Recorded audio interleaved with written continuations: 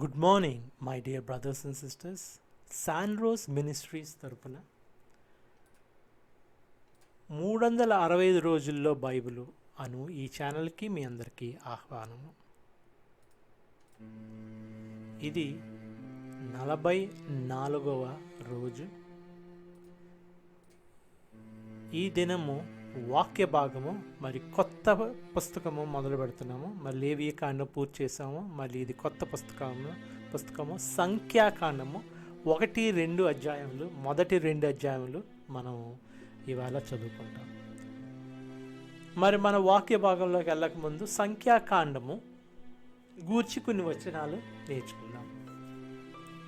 ఈ సంఖ్యాకాండం అన్న పేరు మరి గ్రీకు భాష సెప్టువాగంట్ అని ఒక వాళ్ళ బైబిల్ ఉంది. దాంట్లో 77 అధ్యాయాలు ఉంటాయి. సెప్టువాగంట్ ప్రకారము ఇది నంబర్స్, అంటే మొదటి 4 అధ్యాయాలు 26వ అధ్యాయము మరి సంఖ్యల గురించి, ఇశ్రాయేలీల సంఖ్య గురించి మాట్లాడుతుంది. కాబట్టి ఇది సంఖ్యాకాండము అని అన్నారు. కానీ ఇది నిజానికి ఈ పుస్తకం అంతా సంఖ్యలో ఉండవు. ఇది మనం 2వ నిర్గమము అని అనుకోవచ్చు. సెకండ్ ఎక్సడస్ అంటే మనకు బ్రేక్ వచ్చింది. సీనాయి కొండ దాకా వచ్చారు. అక్కడ మా దేవుడు వాళ్ళకి మరి లేవియా కాండం అంతా వాళ్ళ ఆజ్ఞల గురించి, చట్టాల గురించి, నియమాల గురించి చెప్పడం జరిగింది. మరి ఇక్కడ నుంచి మళ్ళీ వాళ్ళ ప్రయాణం. ఇది 2వ సంవత్సరంలో ఉన్నాము. సీనాయి కొండ మరి ఐగుప్తు వదిలిన తర్వాత 2వ సంవత్సరం, 2వ నెల నుంచి ప్రారంభమై ఇది మళ్ళీ 40 సంవత్సరములు దాకా మనము చూస్తాము. ఇక్కడ మనం 2 జనరేషన్స్, 2 వంశాల గురించి చూస్తాము. మొట్టమొదటి వంశము వాళ్ళు ఐగుప్తు నుంచి వచ్చిన వంశము. వాళ్ళు ఏం చేశారంటే మరి కానాను దాకా చేరి ఇంకా వాళ్ళు లోపలికి వెళ్ళే సమయం వచ్చినప్పుడు వాళ్ళు తిరుగుబాటు చేస్తారు. మేము వెళ్ళము, ఎందుకంటే అక్కడ భూతాలు, దెయ్యాలు లాంటి వాళ్ళు ఉన్నారు అని వాళ్ళ గూఢాచారులు చెప్పినట్టు.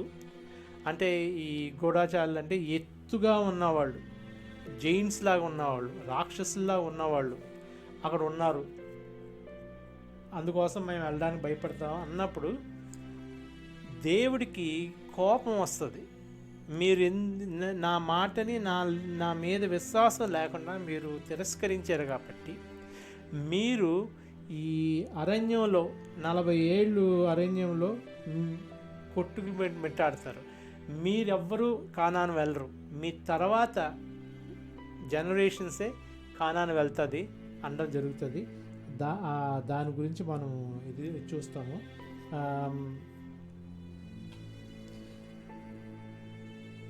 మరి 1 నుంచి 10 దాకా వాళ్ళు మరి అరణ్య ప్రాంతంలో ప్రయాణం గురించి చూస్తాము. మరి 13 నుంచి 21 అధ్యాయం దాకా కాదేశ్ చేరతారు.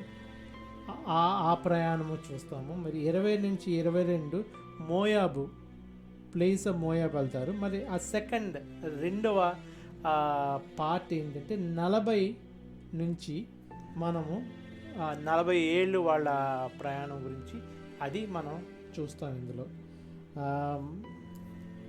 మరి ఈ 1-2 అధ్యాయములు ఇవాళ మనం చూసింది ఏంటంటే మనము మరి ఇశ్రాయేలీల లెక్క 1 నుంచి 4 దాకా ఇశ్రాయేలీల లెక్క.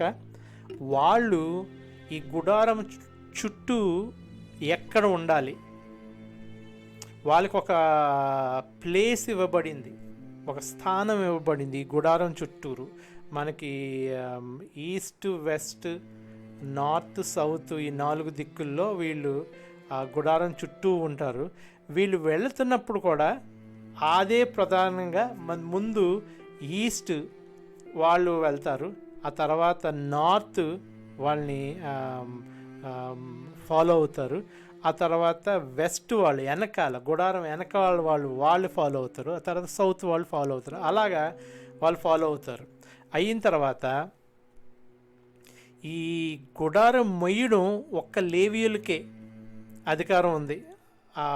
మిగతా పనులన్నీ మిగతా వాళ్ళు చేస్తారు, కానీ ఈ గుడారం, ఈ పరిశుద్ధ స్థలాల్ని ఈ లేవీయులు మటుకే చేస్తారు.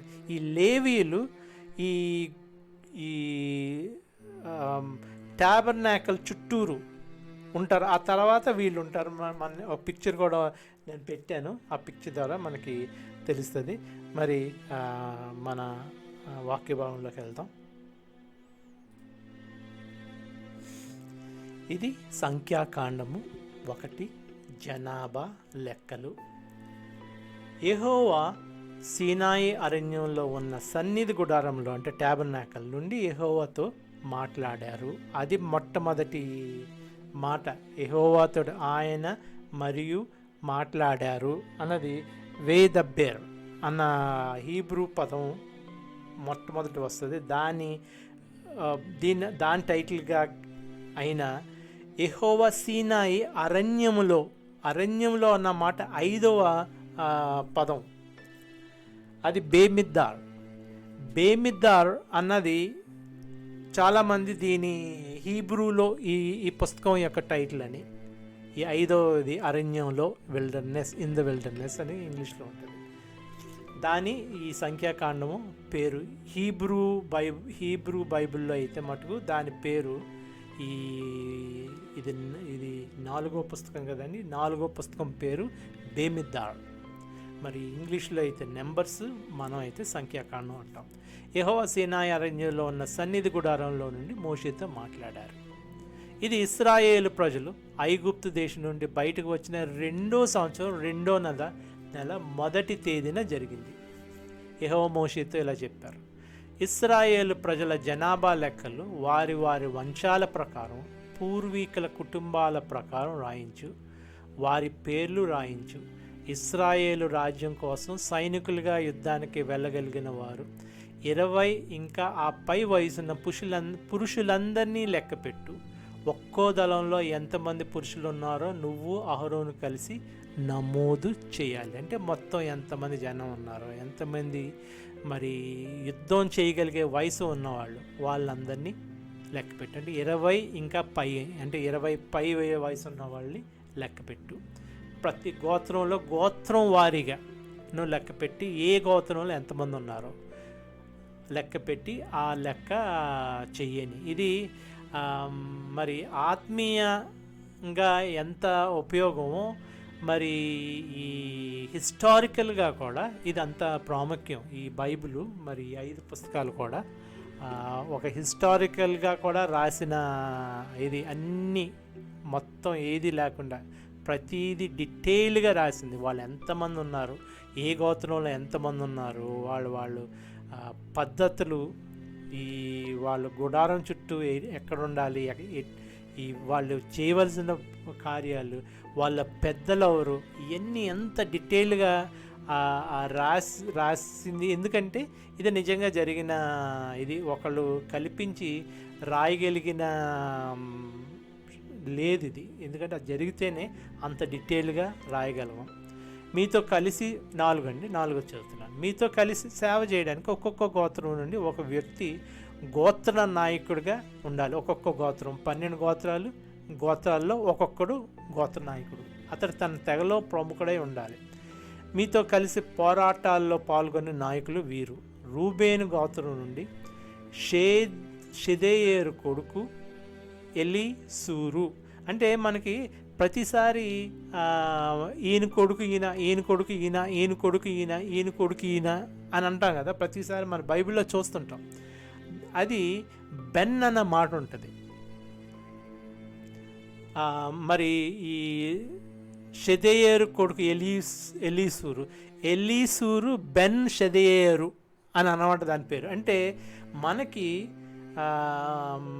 మనం ఉన్న ప్రాంతాలను బట్టి, మనం ఎక్కడెక్కడ ఉన్నామో దాన్ని బట్టి, ఆ ఊర్లను బట్టి మనకి ఇంటి పేర్లు వచ్చినాయి చాలా మటుకు. వీళ్ళకి వాళ్ళ ఇంటి పేరు, వాళ్ళ తండ్రి పేరు బెన్ అంటే తండ్రి ఆయన కొడుకు. షెదేయేరు కొడుకు అంటే బెన్ షెదేయేరు అని అన్నమాట. సో మీకు ఎలీసూరు పేరు ఏంటంటే ఎలేసూరు బెన్ షెదేయూరు అని అన్నమాట దాని అర్థం అక్కడ. అందుకోసం ప్రతిసారి మీ ఆయన కొడుకు ఇది అంటే ఆయన ఇంటి పేరులాగా అన్నమాట అక్కడ. చదువుకుందాం మరి మీకు అర్థమైన ఉంటుంది. రూబేను గోత్రం నుండి షెదేయేరు కొడుకు ఎలీసూరు. ఈయన రూబేను గోత్రం నుంచి పెద్ద నాయకుడు. ఒక్కసారి నేను చిన్న ఫుల్ స్టాప్ ఇస్తానండి. ఎంతమందికి జ్ఞాపకం ఉంది ఈ యాకోబుకి ఎంతమంది భార్యలు, యాకోబుకి ఎంతమంది పిల్లలు? అది మొట్టమొదట ప్రశ్నకి మీరు సమాధానం చెప్పగలరు అనుకుంటున్నాను. 4, 12 మంది ఆయన కొడుకులు. వాళ్ళ పేర్లు కొద్ది కష్టం అవుతుందేమో. వాళ్ళకి యాకోబుకి 4 భార్యలు కాదు, నిజానికి 2 భార్యలు. ఈ ఇద్దరికి 2 స్లేవ్స్ ఉన్నారు కూడా, వాళ్ళని పెళ్లి చేసుకోవడం 4 భార్యలు అయ్యారు అక్కడ. సో పెద్దావిడ పేరు లేయా, రెండో ఆవిడ పేరు రేచెలు. మరి పెద్దావిడ బానిస జిల్ఫా, రెండో ఆవిడ బానిస బిల్హా. వీళ్ళకి పిల్లల పుట్టిన క్రమం ఎలాగంటే ముందు లేయాకి 4 పిల్లలు పుడతారు. అప్పుడు రేచేలుకి పిల్లలు లేరు కాబట్టి రేచేలు తన బానిస బిల్హాని యాకోబుకి భార్యగా ఇస్తుంది. అప్పుడు బిల్హాకి పిల్లలు పుడతారు, బిల్హాకి 2 పిల్లలు పుడతారు. అప్పుడు లేయా సరే రేచెల్ చిన్న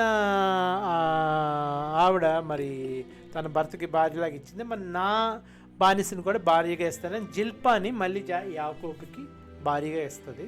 అప్పుడు జిల్పాకి 2 పిల్లలు పుడతారు. ఆ తర్వాత మళ్ళీ లేయాకి 2 పిల్లలు పుడతారు. సో మొత్తం లేయాకి 6 పిల్లలు. ఈ 2 బానిసలకి 2 చెప్పున పుడతారు, అంటే 6, 4, 10. మరి రేచెల్కి మరి ముఖ్యులు యోసేపు, బెంజామీను.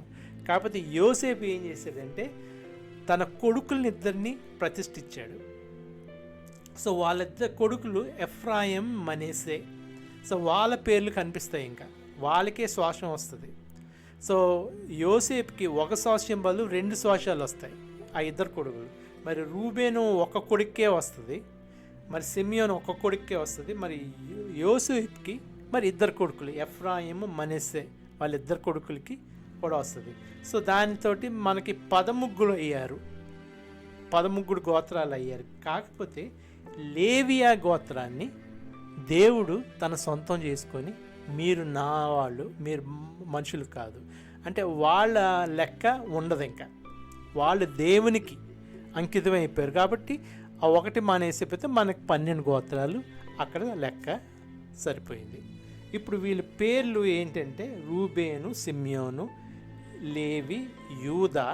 ఆ తర్వాత పుట్టినవాళ్ళు ఇస్సాచారు, జెబులూను. మరి తర్వాత రేచెల్ పిల్లలు మనకి యోసేపు, బెంజామీను అనుకున్నాం. బిల్హా పిల్లలు, బిల్హా ఎవరు మళ్ళీ రేచెల్ బానిస, దాను, నఫ్తాలి. మరి జిల్ఫా అంటే లేయాకి బానిస, ఆవిడ గాదు, ఆషేరు. కాకపోతే ఏమైందంటే రూబేను రేచెలు పినతల్లి బానిసతోటి మరి పడుకుంటాడు. బిల్హాతో పడుకొని మరి శాపగ్రస్తుడు అవుతాడు. అది అక్కడ దాకా, ఇప్పుడు దాకా మనకి యాకోబు జీవితంలో జరిగిన ఒక చిన్న సంఘటన. ఇప్పుడు మనం మొదలు పెడదాం. ఇప్పుడు మొదటి నుంచి మనం రూబేన్ దగ్గర నుంచి మొదలు పెడితే మనకి రూబేను వంశంలో, గోత్రంలో మరి ఎలీసూరు నాయకుడు. ఎలీసూరు పేరు ఎలీసూరు బెన్ షెదేయూరు. సిమ్యోను గోత్రం నుంచి నాయకుడు షెలూమియేలు పేరు షెలూమియేలు బెన్ సురిషద్దాయ్. యూదా గోత్రం నుంచి నయస్సోను బెన్ అమీనాదాబ్, అంటే అమీనాదాబ్ కొడుకని. ఇస్సాచారు అప్పుడు నలుగురు అయ్యారు కదా అక్కడ. మళ్ళీ ఆఖరిని తర్వాత ఎప్పుడు కరెక్ట్గా ఈ ఇద్దరు బానిసలకి పిల్లలు పుట్టిన తర్వాత మళ్ళీ ఇద్దరు పుడతారు మళ్ళీ లేయాకి. ఆ ఇద్దరు ఎవరంటే ఇస్సాచారు గోత్రం నుండి సూయారు కొడుకు నెతనేలు, జబులూను గోత్రం నుండి హెలోను కొడుకు ఎలియాబు, అంటే ఎలియాబు బెన్ హెలోను. ఆ తర్వాత యోసేపు సంతానమైన ఎఫ్రాయిం గోత్రం నుండి అమీహూదు కొడుకు ఎలీషామాయు, మనష్షే గోత్రం నుండి పెదాసూరు కొడుకు గమాలియేలు, బెన్యామీను గోత్రం నుండి గిద్యోని కొడుకు అబీదాను, దాను గోత్రం నుండి అమీషద్దాయి కొడుకు అహీయేజరు, ఆషేరు గోత్రం నుండి ఒక్రాను కొడుకు పగియేలు, గాతు గోత్రం నుండి దెయీవేలు కొడుకు ఎలీసాఫు, నఫ్తాలి గోత్రం నుండి ఏనాను కొడుకు ఆహీరా. మీరు ఈ పేర్లు గుర్తుంచుకోవాల్సిన అవసరం లేదు. కాకపోతే తర్వాత ఇందులో కొంతమంది ప్రముఖులు బయలుదేరతారు.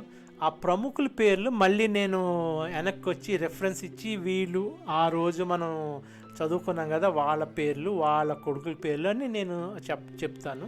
సో మీరు ఇప్పుడు మటుకు జస్ట్ వినండి అంతే. ఏ పేర్లు మీరు గుర్తుపెట్టుకోవాల్సిన అవసరం లేదు. కాకపోతే యాకోబు ఈ 12 గోత్రాల పేర్లు మీరు గుర్తుపెట్టుకుంటే మీకు కొద్దిగా జనరల్ నాలెడ్జ్ ఇంప్రూవ్ అవుతుంది. వీళ్ళందరూ ప్రజల్లో నుండి నియమితులయ్యారు. వీరు తమ పూర్వీకుల గోత్రాలకు నాయకులుగాను ఇశ్రాయేలు ప్రజల తెగలకు పెద్దలుగాను ఉన్నారు. ఈ పేర్లతో ఉన్న వ్యక్తులను మోషే అహరోనులు పిలిచారు. వీరితో పాటు ఇశ్రాయేలు ప్రజల్లో పురుషులందరినీ 2వ నెల మొదటి రోజున సమావేశపరిచారు. 20 ఏళ్ళు పై వయసున్న వారు తమ తమ వంశాలను, పూర్వీకుల కుటుంబాలను, తమ తెగల పెద్దల పేర్లను తెలియజేశారు. అప్పుడు యెహోవా తనకి ఆజ్ఞాపించినట్టుగా సీనాయి అరణ్యంలో మోషే వారి సంఖ్య నమోదు చేశాడు. ఇప్పటి నుంచి వాళ్ళు ఆ గోత్రానికి తోటి పిలువబడతారు. రూబేను గోత్రీయులు, అలాగా వాళ్ళ గోత్రాలు, వాళ్ళ ఆ తర్వాత వంశాలు, అలాగ వాళ్ళ పేర్లు పిలువబడతాయి. ఇశ్రాయేలు మొదటి కొడుకు రూబేను సంతానం వివరాలు ఇవి. వారిలో 20 ఏళ్ళు అంతకంటే ఎక్కువ వయసు ఉండి యుద్ధానికి వెళ్ళే సామర్థ్యం ఉన్నవారు తమ తమ వంశాలు, పూర్వీకుల కుటుంబాల ప్రకారం పేర్లు నమోదు చేసుకున్నారు. అలాగా రూబేను గోత్రం నుండి 46,000 మంది 500 మందిని లెక్కించారు. అంటే ఈ గోత్రంలో ఎంతమంది ఉన్నారు అన్నది కూడా ఈ వివరము మనకి చూస్తాము. ఇది ఆఖరి సంఖ్య ఎంతో అన్నది చదువుతాను, అంటే ఆ గోత్రం నుంచి వీళ్ళు వచ్చారు అని తెలుసుకోవడానికి.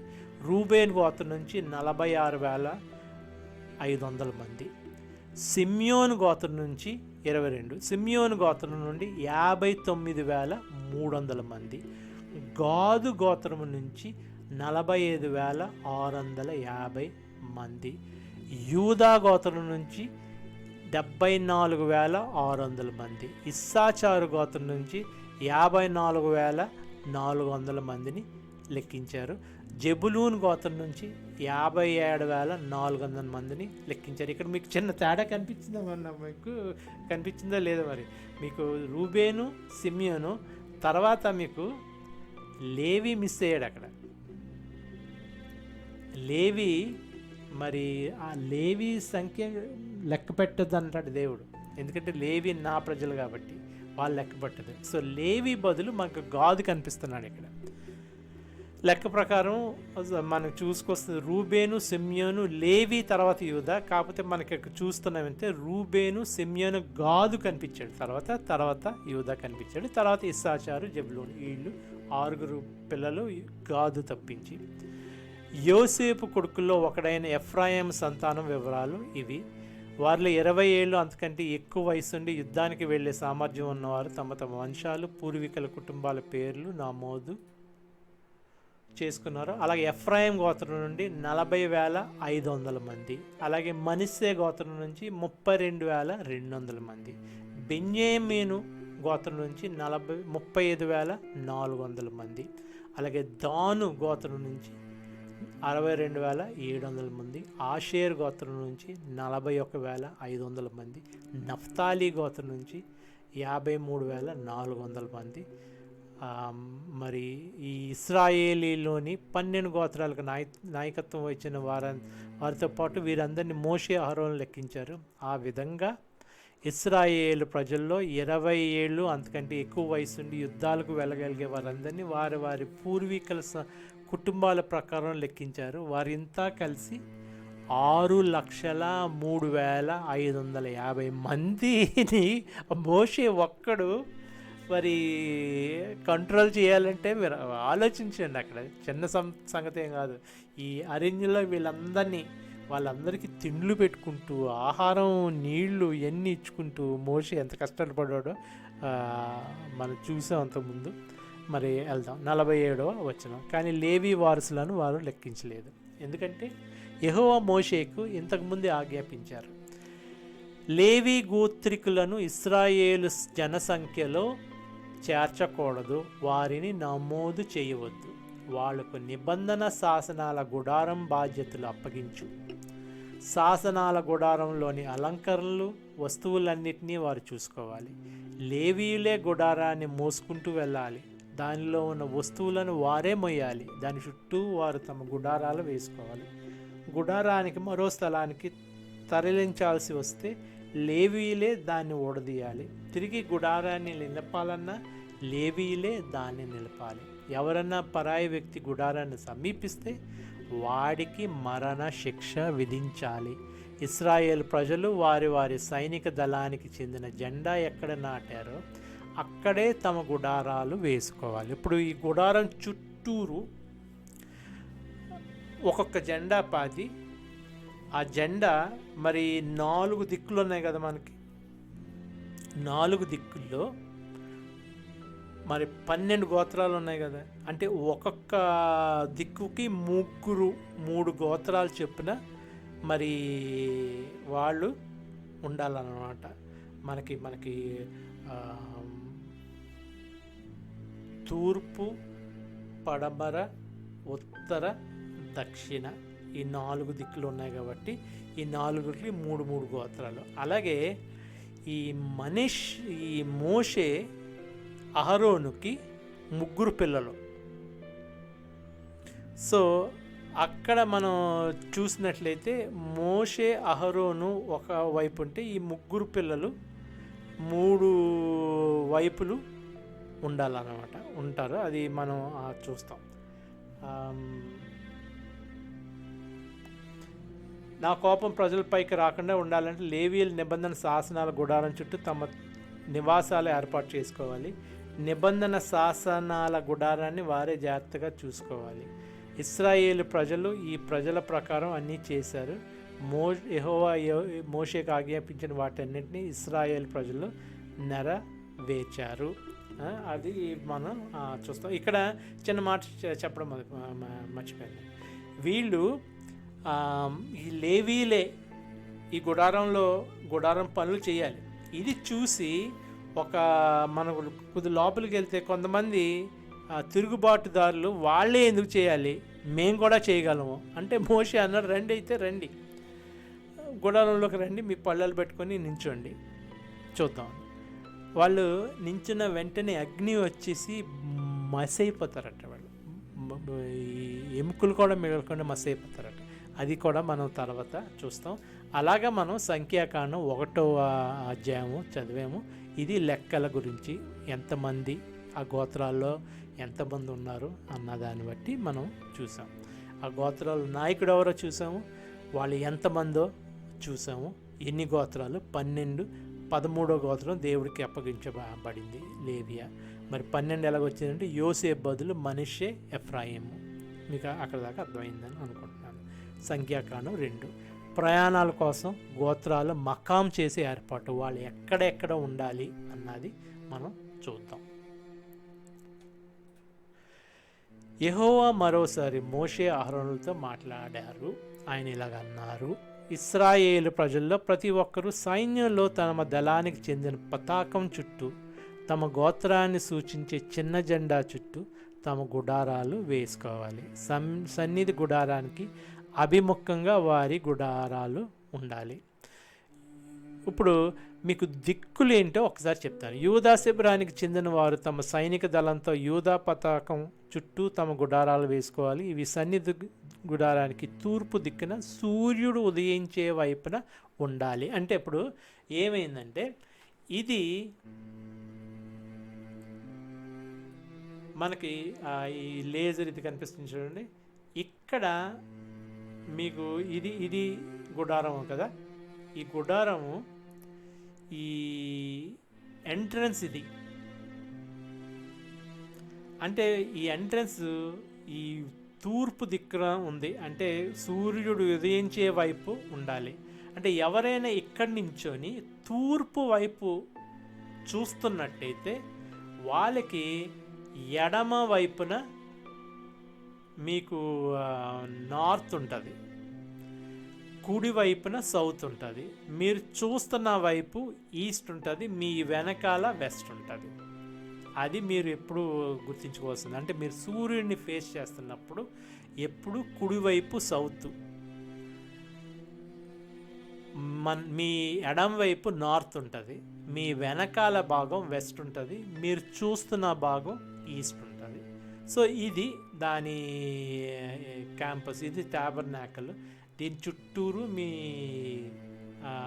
ప్రహారీ గోడ ఉంది. దీని బయట వీళ్ళు ఇలాగ ఉండాలన్నమాట. మొట్టమొదటిగా మనం చూస్తున్నట్టయితే మొదటి ముగ్గురు రూబేను, సిమ్యోను, లీవాయి. లేవీయులు మరి దేవుడికి అర్పించబడిన వారు కాబట్టి వీళ్ళు ఈ గుడారం లోపల వాళ్ళు ఉంటారు. ఇక్కడ అహరోను, మోషేలు ఉంటే ఇక్కడికి ఒకటి మెరారి ఒక కొడుకు, కొహతైట్ ఇంకో కొడుకు, గెర్షోము ఇంకో కొడుకు. వీళ్ళు ముగ్గురు ఈ గుడారానికి సమీపంగా ఉంటారు. దాని బయట వీళ్ళు ఈ ముగ్గురు పెద్దోళ్ళు రూబేను, సిమ్యోను. మరి లేవి లేడు కాబట్టి ఈసారి గాదు. ఈ గాదు ఎవరు? ఈ నలుగురు బానిసల పిల్లల్లో ఒకళ్ళు. మరి వీళ్ళు ఈ రూబేను, సిమ్యోను ఎవరి పిల్లలు? లేయా పిల్లలు. లేయా బానిస ఎవరు? జిల్ఫాకి పుట్టిన కొడుకు గాదు. అంటే లెక్క ప్రకారం ఈ గాదు వీళ్ళ తల్లికి పుట్టినట్టే. వీళ్ళ తల్లి బానిసకి పుట్టిన వాళ్ళు కూడా వీళ్ళకి తల్లికి పుట్టినట్టే. లెక్క ప్రకారం వీళ్ళు సొంత తమ్ముళ్ళలాగే గాదు. సో ఇక్కడ గాదు ఉన్నాడు, ఈ ముగ్గురు. కాకపోతే వీళ్ళిద్దరు శప్పింపబడినవారు కాబట్టి యూదా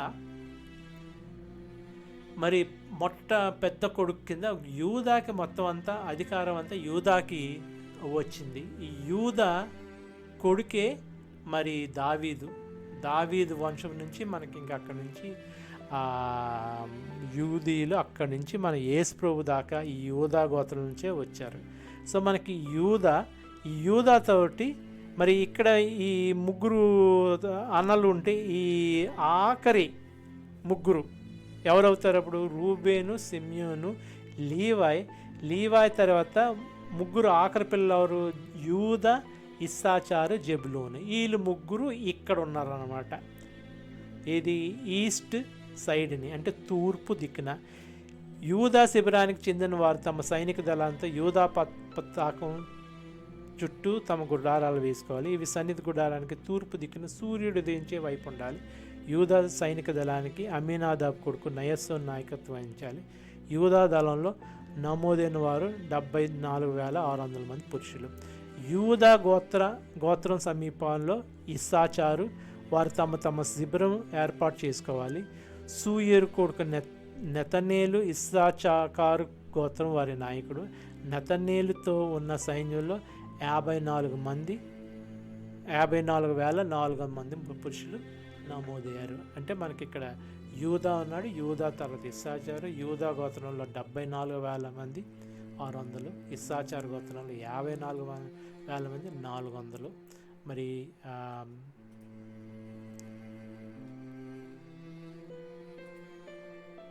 ఇస్సాచారు గోత్రం వారి తర్వాత జెబులూన్ గోత్రం వారు ఉండాలి. హేలోను కొడుకు ఎలీయాబు జెబులూన్ గోత్రం వారి నాయకుడు. అతని దళంలో నమోదైన వాళ్ళు 54,400 మంది.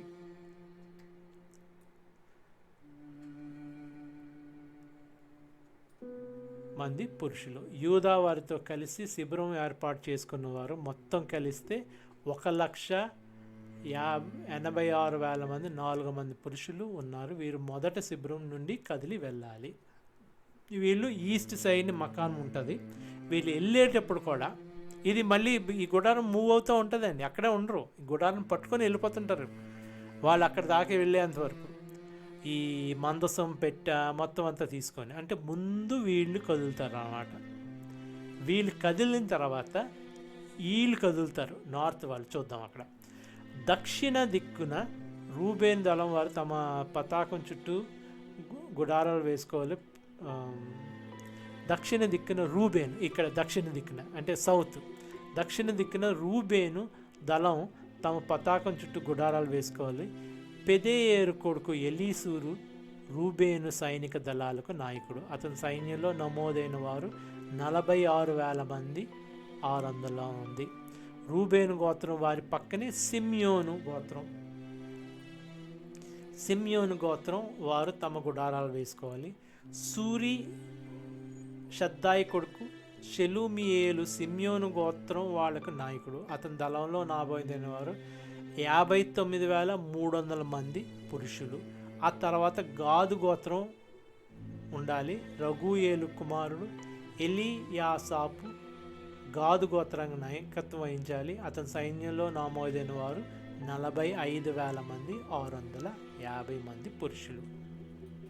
ఇప్పుడు ఈస్ట్ సైడ్ని తూర్పు దిక్కున మనకి ఈ ముగ్గురు ఉన్నారు, జూడా, ఇస్సాచారు, జెబులోను. ఇక్కడ దక్షిణం వైపు మనకి ఈ పెద్దోళ్ళు రూబేను, సిమ్యోను, తర్వాత గాదు. ఆ తర్వాత వీళ్ళ తర్వాత పుట్టిన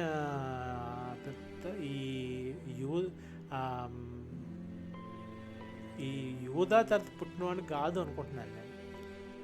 గాదు, ఆ తర్వాత నఫ్తాలి, ఆ తర్వాత దాను, ఆషేర్ పుట్టిన తర్వాత ఇస్సాచారు, జెబులూన్ పుట్టారని అనుకుంటున్నాను. సో ఈ ముగ్గురు పెద్దోళ్ళు ఇక్కడ ఉన్నారు అన్నమాట. ఇక్కడ రూబేను, సిమ్యోను, లేవి లేడు కాబట్టి గాదు. కాబట్టి రూబేను గోత్రం వారితో కలిసి శిబిరం ఏర్పాటు చేసుకున్న వారి మొత్తం కలిస్తే 1,51,000 మంది, 450 మంది పురుషులు ఉన్నారు. వీళ్ళంతా 2 వరుసలో ముందుకు నడవాలి. అంటే మీకు ఆ ముగ్గురు గోత్రాల్లో ఎంతమంది ఉన్నారో టోటల్ ఇచ్చాడు కదా. అలాగే 1,86,000 మంది యూదా, ఆ తర్వాత మొదటి వరుసలో వాళ్ళు అంతమంది 1,00,000 మంది ఉంటారు. రెండో వరుసలో 1,51,000 మంది. వీళ్ళు ఈ రూబేను, సిమ్యోను, గాదు ముగ్గురు కలిపితే.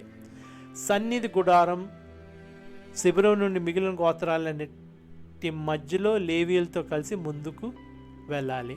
ఇక్కడ చూడండి, ఈ వీళ్ళు ఈ సన్నిధి గుడారం మిగిలిన గోత్రాలన్నిటి మధ్యలో లేవీయులతో కలిసి ముందుకు వెళ్ళాలి. ఆ తర్వాత ఈ లేవీయులు వెళ్తారు అన్నమాట.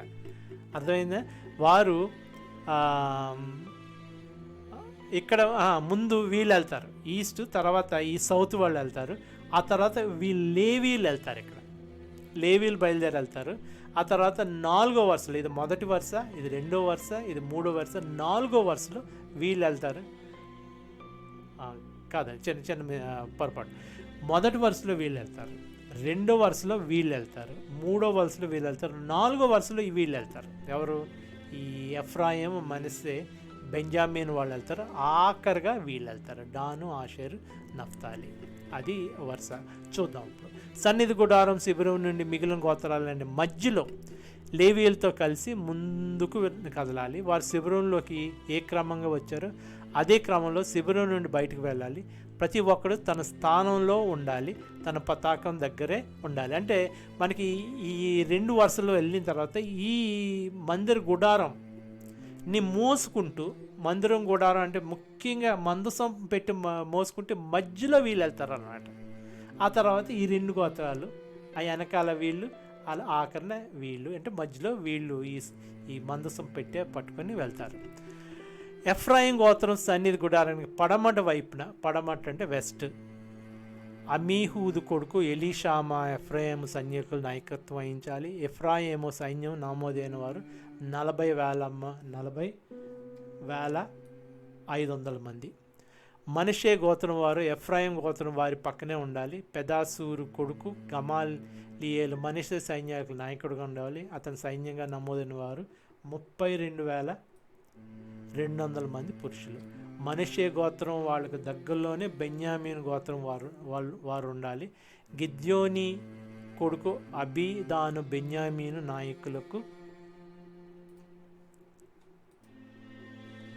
నాయకుడుగా ఉండాలి. అతని సైన్యంగా నమోదైన వారు 35,000 మంది 400 మంది. ఆఖరిగా మనకి ఇక్కడ బెన్యామిన్ గోత్రంలో 35,000 మంది 400 మంది ఉన్నారు.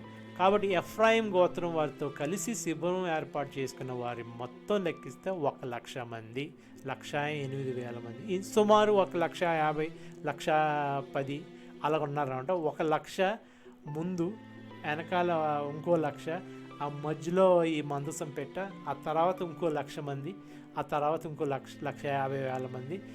ఇలాగా ఆ ప్రొసెషన్ చూడడానికే మరి కన్నులు విందుగా ఉంటుంటుంది. మరి ఎంతమంది బయలుదేరి వెళ్తుంటే ఒక పద్ధతిలో, ఒక క్రమశిక్షణతోటి వెళ్తున్నారంటే మరి అది it must be a very glorious sight. కాబట్టి ఎఫ్రాయిం గోత్రం వారితో కలిసి శిబిరం ఏర్పాటు చేసుకున్న వారి మొత్తం లెక్కిస్తే 1,08,000 మంది, 8,100 మంది పురుషులు ఉన్నారు. వారింతా 3వ వరుసలో శిబిరం నుండి కదలాలి. దాను శిబిరానికి చెందిన వారు తమ సైనిక దళంతో దాను పతాకం చుట్టూ తమ గుడారాలు వేసుకోవాలి. సన్నిధి గుడారానికి ఉత్తర వైపున తమ గుడారాలు వేసుకోవాలి. అంటే ఉత్తరం అంటే నార్త్, ఉత్తర వైపున గుడారాలు వేసుకోవాలి. సన్నిధి అమీషాదాయి కొడుకు అహీయేజరు దాను గోత్రానికి నాయకత్వం వహించాలి. దాను గోత్రానికి చెందిన సైన్యంగా నమోదైన వారు 62,000 మంది 700. అతనికి దగ్గరలోనే ఆషేరు గోత్రం వారు ఉండాలి. ఒక్రాను కొడుకు పగియేలు ఆషేరు సైన్యానికి నాయకుడిగా ఉండాలి. అతని సైన్యంగా 41,000 మంది 500 మంది పురుషులు నమోదయ్యారు. ఆషేరు గోత్రం వాళ్ళకి దగ్గరలోనే ఆఖరిగా నఫ్తాలి గోత్రం వారు ఉండాలి. ఏనాను కొడుకు ఆహీరా నఫ్తాలి గోత్రం వాళ్ళకి నాయకుడిగా ఉండాలి. నఫ్తాలి గోత్రం వారి సైన్యంగా నమోదైన వారు 53,400 మంది. కాబట్టి దాను గోత్రం వారితో కలిసి శిబిరం ఏర్పాటు చేసుకున్న వారు మొత్తం లెక్కిస్తే 1,57,600 మంది పురుషులు ఉన్నారు. వీరు తమ ధ్వజాల ప్రకారం చివరి బృందంగా నడవాలి. ఇశ్రాయేల్ ప్రజల్లో తమ పూర్వీకుల కుటుంబాల ప్రకారం మోషే అహరోన్లు వీళ్ళని లెక్కించారు. వీరు మొత్తం 6,03,550 మంది పురుషులు. అయితే యెహోవా మోషేకి ఆజ్ఞాపించిన ప్రకారం లేవీయుల సంఖ్య లెక్క పెట్టలేదు. ఈ విధంగా ఇశ్రాయేలు ప్రజలు మోషేకు యెహోవా ఆజ్ఞాపించినదంతా చేశారు. వారు తమ ధ్వజాల దగ్గర గుడారాలు వేసుకున్నారు. శిబిరం నుండి బయటికి వెళ్ళినప్పుడు తమ పూర్వీకుల కుటుంబాల క్రమంలో వెళ్ళారు. ఇదండి స్ట్రక్చర్. చూస్తున్నారు కదా, మీకు ఈస్ట్ అంటే తూర్పు 3 ఉన్నారు. యూదా, ఇస్సాచారు, జెబులూను. వాళ్ళ సంఖ్య ఎంతమంది? వాళ్ళు ముందుగా బయలుదేరతారు. వాళ్ళ వెనకాల ఈ 3 రూబేను, సిమ్యోను, గాదు. వాళ్ళ సంఖ్య ఇది. వీళ్ళ వెనకాల వీళ్ళు బయలుదేరతారు.